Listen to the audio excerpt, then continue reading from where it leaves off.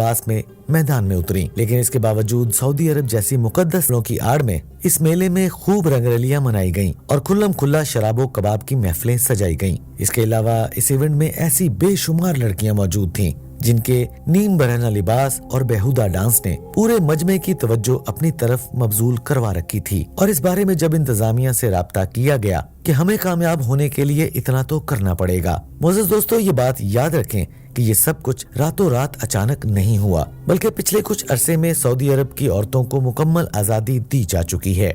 जैसा कि आलमी खबर रसां इदारे के मुताबिक सऊदी अरब में होने वाली नई कानून साजी में खवातीन को लाजमी तौर पर अपने मर्द सरपरस्त के साथ रहने के कानूनी आर्टिकल से पैराग्राफ हज़फ कर दिया गया है, जिसके बाद ममलिकत में खवातीन को वालिद भाई या शौहर के साथ रहने की बजाय तन्हा रहने का हक भी हासिल हो चुका है। इन तरामीम के बाद सऊदी अरब में खवातीन को तलाक या किसी जुर्म में सजा मुकम्मल करने के बाद इनके मर्द सरपरस्तों में से किसी एक के हवाले करने की बजाय तन्हा रहने की इजाजत हासिल हो गई है। और इस तरह खवातीन को कई मामलात में अपने मर्द सरपरस्त से इजाजत लेने की भी जरूरत नहीं रही है। दोस्तों, सिर्फ यही नहीं बल्कि सऊदी अरब के अहम इक्तसादी साहली शहर मलिक अब्दुल्ला में खवातीन को बिकिनी पहनकर घूमने, हुक्का पीने और अपने साथ घरेलू जानवर रखने की इजाजत भी दे दी गई है। दोस्तों, फ्रांस प्रेस ने मलिक अब्दुल्ला शहर के प्योर बीच नामी साहिल के इफ्तिताह के बारे में एक रिपोर्ट भी शाया की है, जिसके मुताबिक कंजर्वेटिव मुल्क के नाम से पहचाने जाने वाला मुल्क सऊदी अरब अब उरयानियत के नाम पर आजादी और उरयानियत को पसंद करने वालों के लिए एक नया और अनोखा मुल्क बनकर सामने आ रहा है। यही वजह है कि नीलगू पानी और इस सफेद रेत के साहिल पर लोग बिना किसी रोक टोक इस्लामी और इंसानी बंधनों से आजाद होकर अपने मनचाहे तरीकों से लुत्फ अंदोज हो रहे हैं, जबकि साहिल पर गरूबे आफ्ताब के बाद मौसीकी का भी माकूल इंतजाम किया गया है। दोस्तों, सऊदी खातून ने फ्रांस प्रेस से कहा इसे इस बात पर बेतहाशा खुशी है कि वो साहिल पर जाकर अपने मनपसंद तरीके से वहाँ की सहूलतों से फायदा उठा सकती है और जब इसका दिल करता है ये अपने मनपसंद शख्स के साथ वक्त गुजार लेती है।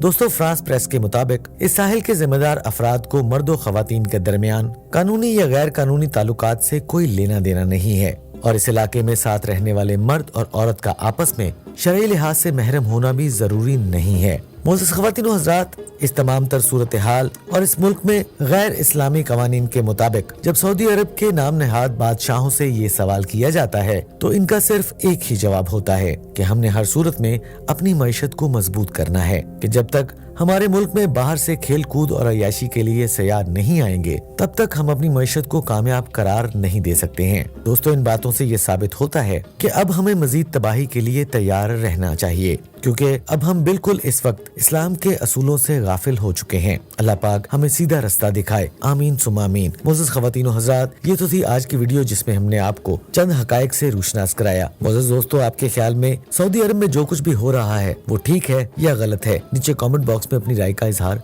जरूर कीजिएगा। इंशाल्लाह अगली वीडियो में दोबारा से मुलाकात होगी, तब तक के लिए अल्लाह ने के बाद।